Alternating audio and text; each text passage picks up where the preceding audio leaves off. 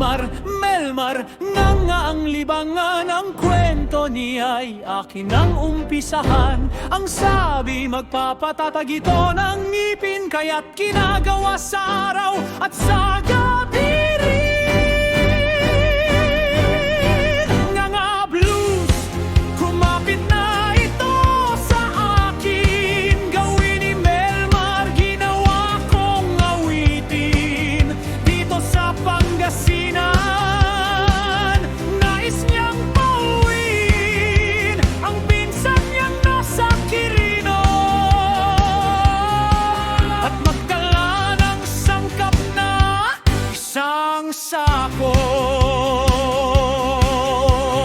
Gusto niyang maging gwapo't matalino, kaya nagngangayan ang akala ko. Kaya't ang pinsan niya'y gustong tawagin dito sa Pangasinan. Nais pauwiin.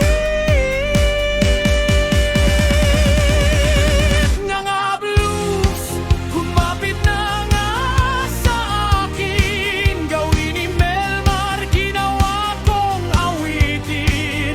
Dito sa Pangasinan, nais niyang pauwiin ang pinsan niyang nasa Quirino, upang magdala ng sangkap na isang sako.